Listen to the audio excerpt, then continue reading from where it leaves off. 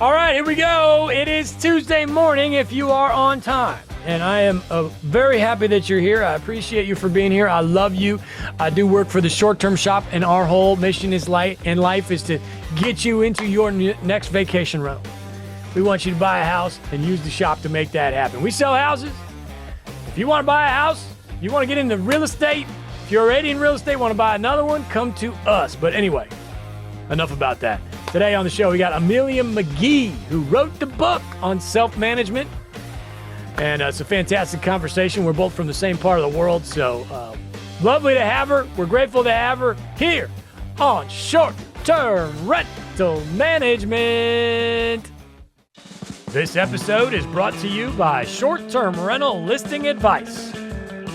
Join this Facebook group and post your listing to get advice from other hosts, including myself, on how you can improve your listing, or just post your property so you can show off. Join us at strlistingadvice.com. That's strlistingadvice.com. All right, here we are, Short-Term Rental Management, and it is a great day to have a wonderful day. And I've got somebody who's an expert in this field, and as a matter of fact, wrote a book on the topic, and it's just wonderful to have you here because I'll be honest, I feel so warm and fuzzy around you because you know what I do, you know what I go through every day, and not everybody can say that. And just great to have you here, Amelia. So introduce yourself, tell us about yourself. Yeah, super excited to be here. My name is Amelia McGee, and I'm based in Des Moines, Iowa. I live and invest here, so I'm a Midwest girly. And I wrote the book, The Self Managing Landlord, for Bigger Pockets. So I'm super excited to be here talking all about the fascinating subject of self-managing rental properties.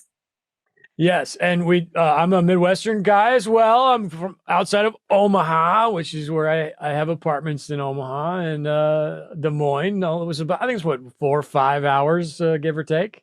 It's like 2 hours. It's 2 just hours? a Maybe quick little Ames. jaunt.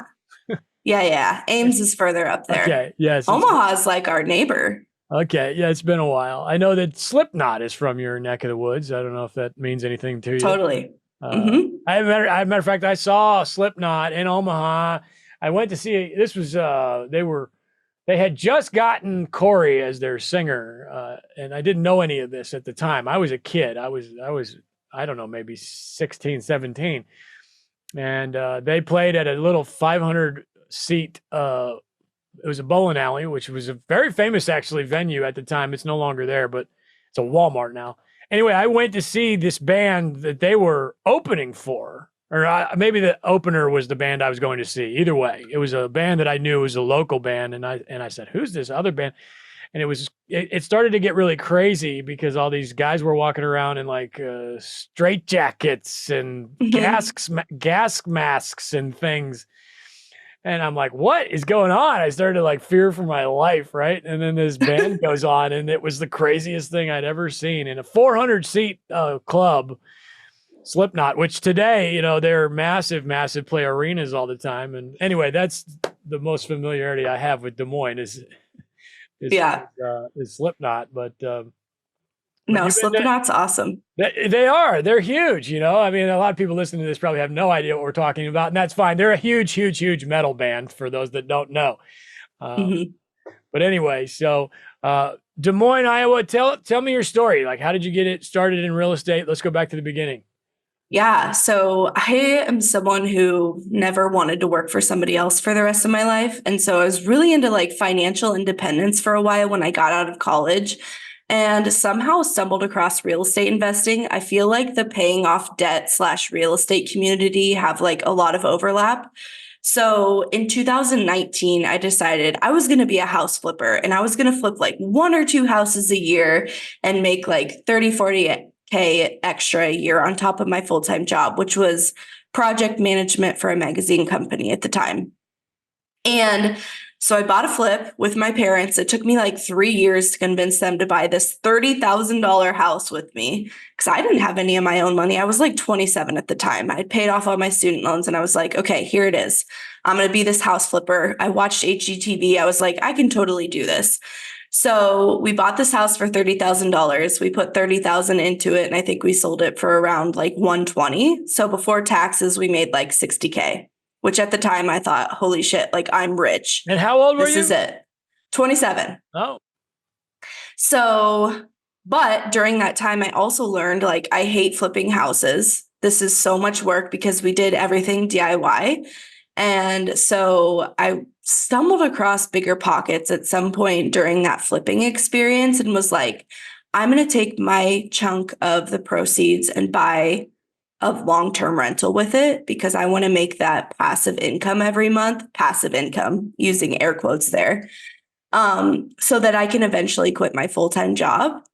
And so I bought a triplex for $78,000 in a small town in rural Iowa, and got addicted to the, cash flow every single month. So now I have 41 units. I know I skipped forward a lot, but started in 2019. Now I have 41 units, which are a mixture of long-term, mid-term, and a few small but mighty short-term rentals in there as well. Are they all in the small town? No, they're about half are in Des Moines, which is the capital of Iowa. Half are in that small town. And then I have one outlier that's in a little lake town in northern Iowa called Clear Lake. Okay. And so when you found these, you were just, you just kind of stumbled on them based on finding them on Zillow, or how did that go down? The first property was on Zillow. I think I actually added it up the other day. I think 70% of my portfolio I found off market. So just like driving for dollars and seeing properties that I was interested in and reaching out to the owners via Facebook or phone book. I had to look some owners up in the phone book, believe it or not, because it's small town Iowa. But yeah, I mean, I always feel like if you don't ask, the answer is no. So I'm not afraid to get out there and say, hey, this property kind of looks abandoned. It looks like shit. I don't tell the owners that, but I'll reach out and say, hey, looks like you might be interested in selling this property. I'm a local investor. Would you be interested in maybe talking about me buying the property from you? Right. So you did an Amelia buys houses kind of thing. Pretty much. Do you still do that? Do you put signs out to say I buy houses, or? I actually never have done the sign thing because I found that like being very targeted with my efforts and like physically seeing the property and like going after it, I don't know, I've just found to be way more worth my time than like fielding all these random phone calls that probably aren't going to lead anywhere. So it's all been like outbound, like outreach, I guess. I got you. So you drive around, find a house that the yard looks like junk, and find their phone number and give them a call. Yeah, I pretty suppose much that's it. It's probably a little easier to find their phone number in a small town like that if you're actually boots on the ground. Everybody else is skip tracing and all this other stuff from Right. Colorado or whatever. But right. Yeah, totally. And I like specifically look for small multifamily too. So like if there's multiple electrical boxes on the outside or multiple mailboxes or whatever, I'm like, oh, that's a multifamily. In Iowa, they can be unassuming because a lot of them are conversions. So they look like single family homes. But if you can pick up on those small little things, you can understand that they're multifamily. Okay. And these were all, seems like they were fairly reasonably priced. Can I go buy one today for these numbers you're talking about? Yeah. So like the triplex that I purchased originally for 78,000, it needed some work, but today it's probably worth like 140. Oh. So still not like anything crazy. I think I cash flow around $900 a month on it. So like the numbers aren't like wild, but for a $78,000 purchase, like $900 a month is pretty good. Okay, call me crazy. I like that this triplex you bought for whatever it was is not worth $600,000. Okay? No. Because that happened to me. This dream that everybody on the internet seems to talk about when I bought a house, and then next thing I knew, it was worth 4 times as much as I bought it for. Okay, that happened to me on my very first rental. This was in Nashville, at the peak of Nashville. It was like when it was first getting to the point where movie stars were moving in every day in the early 2010s. And I bought a rental house, and then literally like a year later, it was the one across the street. Well, they wanted more than twice what I paid. And there was no way I could rent that thing and buy that thing and rent it out, you know? And I was like, dude, I want to buy this whole neighborhood, you know? And so I love the fact that the properties are not appreciating to the point where you can't continue to run your business the way you run your business. That's probably, you know, it's, yes, the fake COVID equity or whatever you want to call it, that was great, but it really is kind of detrimental if you're living in a rental business plan, right? Where you're trying to make the rents every month. So bravo. I think that's a good market to pick. Okay, so you started buying out, you got this triplex, you started buying houses, and then did they all need work? Were you doing the work, or did they, or some of them pretty ready to go? A couple of them were ready to go. So the triplex needed work. So I ended up doing a Burr on that, the buy, rehab, rent, refinance, repeat.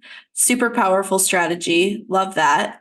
Then I purchased a quadplex from the same owner that I purchased the triplex. When we walked out of the closing table, I said, hey, I looked you up on the assessor site. I know you own that quadplex. Do you want to sell that to me too?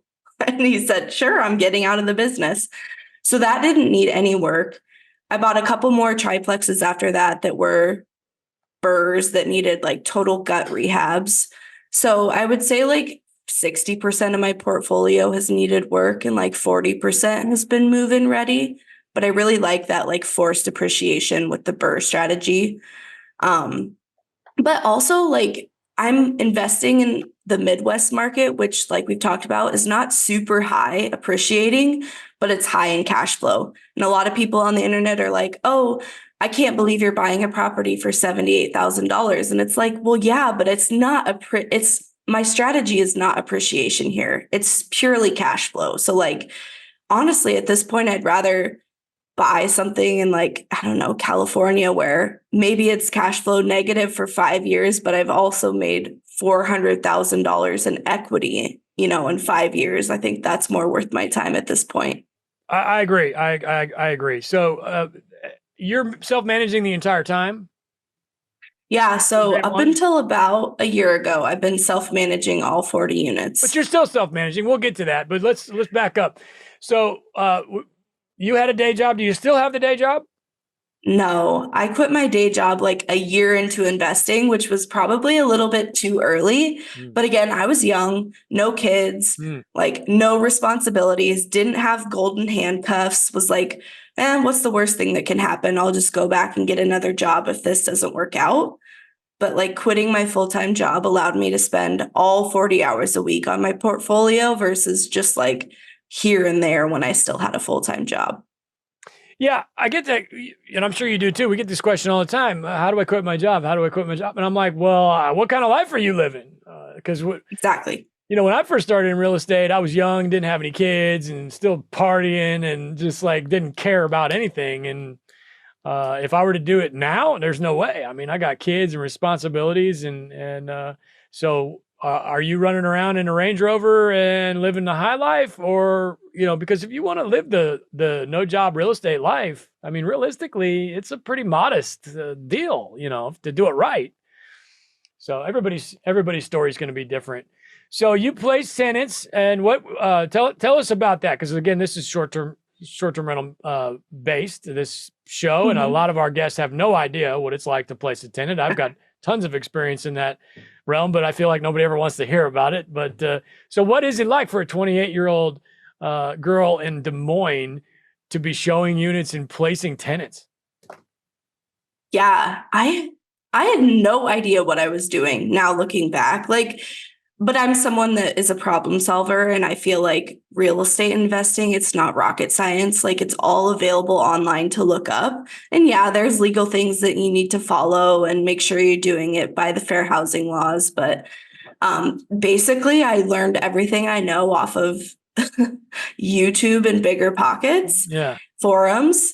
Those were really popular back when I got started in 2019, 2020. I used to just Google stuff, and the Bigger Pockets forums would come up and tell me exactly like how to do whatever I was looking for. I used to spend all day in those forums. Yeah. So I don't know, just like looked up, how do you place a tenant? Like, what are the steps to do that? And then just followed it step by step.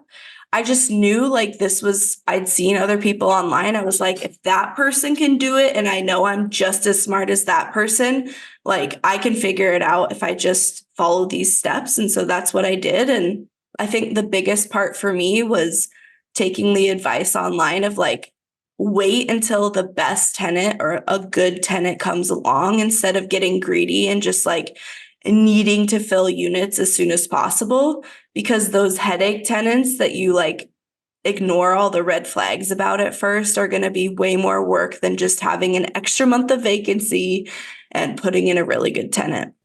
This episode is brought to you by the premier short-term rental Facebook group, Short-Term Rental Long-Term Wealth. We have nearly 50,000 members. This is the biggest independently owned and operated STR Facebook group, and it has been curated by yours truly, Cashflow Carl. Join us on Facebook. Search the groups for Short-Term Rental Long-Term Wealth. That's Short-Term Rental Long-Term Wealth on Facebook. And were you at the time doing any softwares? Were you using like Tenant Turner or some sort of management software, et cetera? Yeah, so I first started out using Apartmentscom as my property management software, but that was like the only software I was using, and it's horrible. Like it was free, so I was like, great, I want to make as much money off this portfolio as possible. I need this free software. But really all I used it for was collecting rent and signing leases. My tenants still had my phone number. They were still, texting me and emailing me whenever they wanted. So now I use Tenant Cloud, but yeah, at the time it was kind of chaos and a mess. Tenant Cloud, very interesting. I use Tenant Cloud. I thought I used to. I thought I was the only person on the planet using Tenant Cloud because nobody ever talked about it, and it's very simple and easy. And yeah, do you like it? I do like it. I feel like for a medium-sized investor like me, it has all the functionality that I need it to without being crazy expensive. Like I don't need Buildium or Appfolio, which are, large softwares. Here's what I love about Tenant Cloud. For a new listener, would be my number one tip is get a property management software. I talk to so many new investors that are not using anything, and it's just crazy. So like Tenant Cloud, you can keep all your messaging there. You can collect deposits and rent and issue deposit returns from the app, which is really nice. It has a really robust maintenance request system, and you can upload custom leases. So you don't have to use their lease. You can put your own in there and use e-signing. So I think it functions exactly for what I need it. I really like it. Their customer support is really great. And they have like a really awesome FAQ section that like walks you step by step how to use the platform. Yeah, their customer service was good. It's been years since I used it. And at the time, I literally felt like I was the only person using it because everybody was using Cozy. Yeah. Which eventually became Apartments.com. Yeah. And again, everybody listening to this podcast is so used to the owner-res and hospitable, et cetera. This is all the same stuff. It's just for long-term because it is it's a different animal. They got to be in there. They got to put in their background check and their financial history, and you're running credit checks, et cetera. So it's quite a bit different than a short-term rental management software. What do you use for that, by the way? You said you got a couple of short terms. Yeah. So Price Labs, of course, Hospitable. I love Hospitable. I'm all for like ease of use. Me too. Mm-hmm. So like owner-res, haven't even touched it, have only heard that it's really hard to navigate. I love Hospitable because it's super user-friendly. It's easy. So yeah, Price Labs, Hospitable. I used Turno for a while. But then we just took our cleaner off platform from Turno. So now we just communicate with her directly. And how did you decide these short terms should be short terms? Are they the similar houses to your long terms and you just decided to rent them overnight instead, or what are they? Yeah. So the first short term that I started out with was a place in Clear Lake, Iowa, which is a very seasonal market that's driving distance for a lot of Iowans and southern Minnesotans and Wisconsin people. So I know you and Avery have talked about how there's like 3 different short-term rental markets. Like I can't even remember what they are, but one is like where you have to travel by plane to get there. That's not this. This is like a local place that you can drive to. So yeah, it's in Clear Lake. It's all seasonal traffic during the summer. It's on a lake town. But how I found it was my boyfriend's parents knew the owners. We stayed there one time for his birthday. It was super outdated. This little cottage, a 2-bedroom, 1-bathroom, red carpet, like hideous, great location. They never used it. I wasn't even investing in real estate at the time, but I knew it was a great property and would make it a great short-term rental.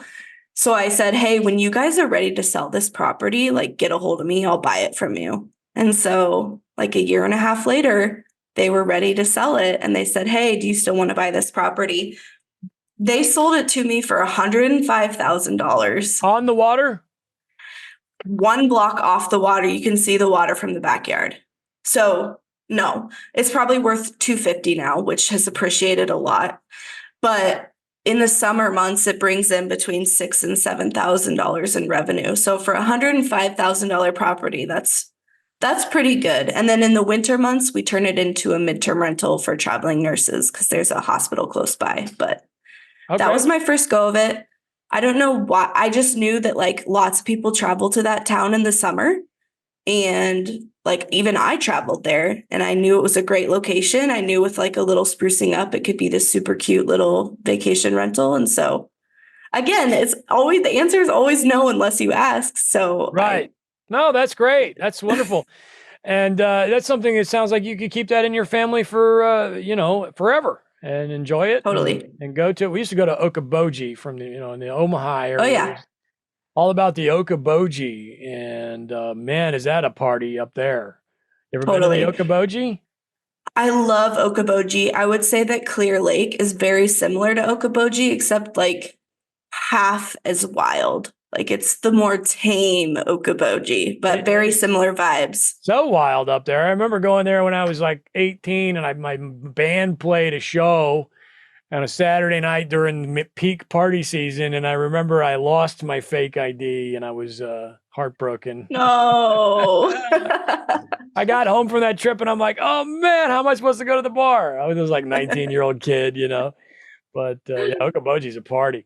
All right, cool. So we grow, we buy more properties. And then at some point you decided to hire somebody in-house, basically begin your own property management company for your own properties. Right? Tell me about that. Yeah. I was just tired of having to be available 24/7. And I wanted to focus on growing my business. And, I'm really good at lead generation and finding properties, but I found that I think I had 36 units at the time. Managing tenants was taking up too much of my time and it wasn't allowing me to focus on buying more properties. So I came up with this idea that I was going to I had this very specific person in my mind. I think this goes into like manifesting, which is, kind of foo-foo-y, but it seems to always work for me.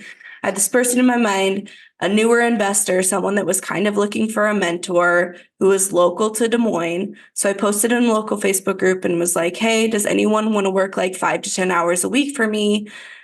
Being my property manager, I can also kind of mentor you, here's who I am, here's my portfolio, blah, blah, blah.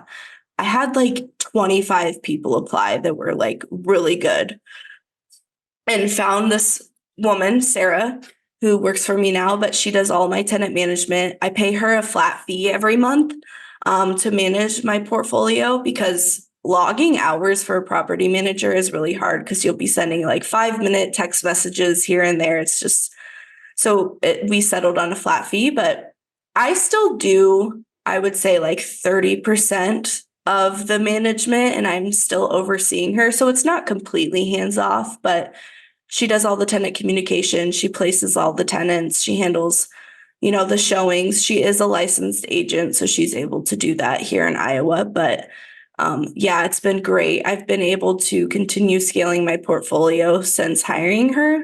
And I realized that like I was actually losing money by trying to do everything myself because I was just doing a half-assed job at it. So I've been able to make more money with her on board because she can be more proactive. She can get people lined up to get in the units faster than I could and stuff like that. Okay. And what is your day-to-day like now? Are you still sourcing deals? Are you actively looking for more properties? Yeah. So it's 50-50 sourcing deals, but then I also have a company called Wire, which is Women Invest in Real Estate. We have our own podcast. We host retreats for women investors. We have boot camps. So I would say more of my time focuses on that now, which is actually great because like real estate investing, I don't know if this is like taboo to say, but it's not like my passion in life. Like I don't get up every day like so excited to invest in real estate. Like there's so many things outside of real estate that I'm interested in, like empowering other women to invest in real estate and playing pickleball on a random Tuesday afternoon. So like, yeah, I focus a lot on Wire now and also just like have more freedom to travel and enjoy my hobbies outside of work. Okay, wonderful. Well, you're living the dream. I mean, this is Yeah. it's what everybody wants out of life. But you still are buying houses. You go Yeah. look at a house today and go buy it if it's a deal. Totally. I just Okay. closed on a fiveplex like a month ago. I've got a triplex under contract closing in 2 weeks. So yeah, still sourcing deals at this. Like, I don't want to be a giant investor. So I just buy like really good deals now at this point because my portfolio is of a size where I don't need to buy mediocre deals, if that makes sense. Where do you get the funds to facilitate the purchase of a new property? Good question. So partnerships, Burr Strategy, so recycling money that I've used before, just saving my own money, private money lending. So if I'm going to do a Burr deal, a lot of times I'll raise private funds for the initial purchase and the rehab, and then I'll refinance and pay that private money lender off. Okay. So just a multitude, but I would say private money and partnerships are the two biggest ones. Do you have any crazy stories about tenant, terrible situations or anything like that? Oh my God. So many. I feel like just dealing with tenants is just crazy in general. Like, I don't know. I don't know if it's because, well, I know it is because like this is where they live. And this is like, obviously they, where someone lives is really important to them and people can act a fool because of it. But yeah, I've had a lot. I try not to talk too much trash about my tenants because they're my customers and I'm paying, like they're paying for my mortgage. And I think tenants are it's a customer service business. Even long-term rentals. Like I know short-term rentals is very much customer service based, but like long-term rentals are too. I will just say, like, now when I have crazy tenant stories, I always invoke the happiness clause, which is basically, it's not like a real clause, but it's just like, hey, you seem like unhappy with this property or this living situation. I'm happy to let you out of your lease early. If that would make you, make you happy, let's do that. I just feel like at this point, like that extra couple $1,000s a month or whatever just isn't worth it to me. I'll just find somebody else. And I'm privileged to be in that position, but like headache tenants, they're just not worth it. Like even when you talk about like reviews for short-term rentals, like you're going to get bad reviews from time to time. Like you can't get stuck on the reviews, I guess. Yeah. Like they're important, but they're not the end all be all of everything. I agree with all of that. I have a lot of crazy tenant stories that I am not willing to tell because of liability issues or whatever it may be. And yeah, dude, if you're not happy here, if you're not having the greatest vacation of your life, if you're not loving the way you're living your life in this unit, see you later, Yeah. And sometimes I think, honestly, they don't realize they're not happy.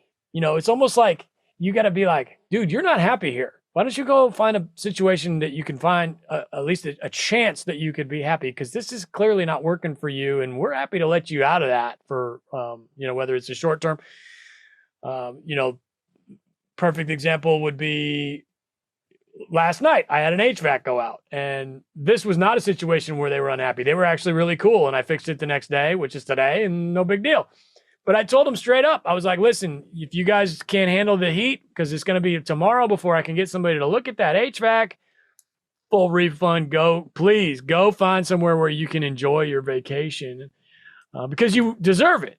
You deserve it. You worked hard to spend the money on this vacation, and but I do think that a lot of times people just don't realize they're not happy, and it's not necessarily our job as landlords to tell them that, but it is. It does get to the point sometimes where you got to kind of scoot them in that direction, Totally. I've actually found that no one's ever taken me up on that offer.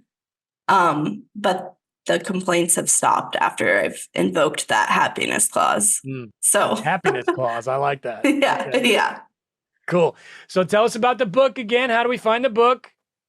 Yeah. So it's the Self Managing Landlord. It's all about how to self-manage properties yourself. And I know this is, short-term rental specific, but I think a lot of the concepts that we talk about in the book can be applied to any portfolio. It's available at womeninvestinrealestate.com/book. You'll get 10% off if you use that website, but it's also on Amazon. I'll hold it up so people can see what it looks like. Super cute. Very cute. It's cute. I would use the word cute. Yeah, it's cute. It fits our personality, my co-author Grace and I. But it's also available on Bigger Pockets website, so you can find it anywhere there. I happen to think that long-term and short-term management is fairly similar at the end of the day. I get so many people that come in through the shop and through my pocket for wherever.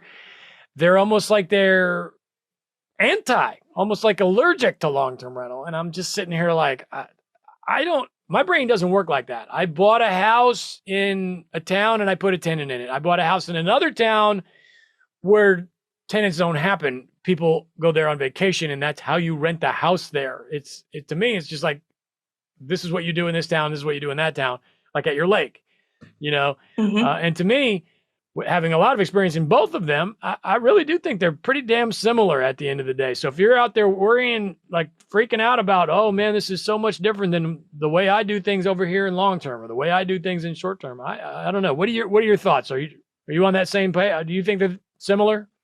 Absolutely. I think there's a few softwares that are different, and like the way you set up your properties obviously are different, but at the end of the day, it's customer service based. It's dealing with people. It's super similar. Like if you read our book and then you read Avery's book, like you're going to have it down. Mm-hmm. Like there's not a lot of difference between the two. And I also think you should have a diversified portfolio. I think it's great to own both, like long-term for long-term wealth and short-term for money now, plus hopefully appreciation. But yeah, totally. I agree. Yep. So don't be afraid of long-terms, my short-term people. And life is good. Life is wonderful. All right. Tell me a little bit more about your group. Yeah. Women Invest in Real Estate. WIRE. Yes. We are an online community, but we have in-person retreats as well. We have a retreat in Salt Lake City in September.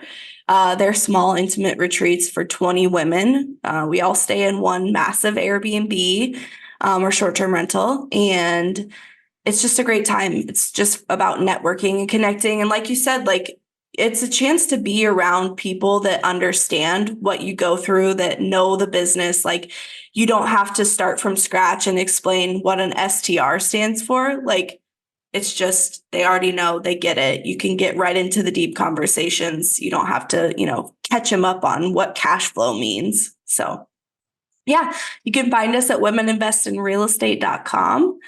Or at wire.community on Instagram. Wonderful. All right. Well, listen, thank you so much for your time. I'd love to have you back or maybe on a panel at some point. And let's stay in touch. And thank you so much. Thank you.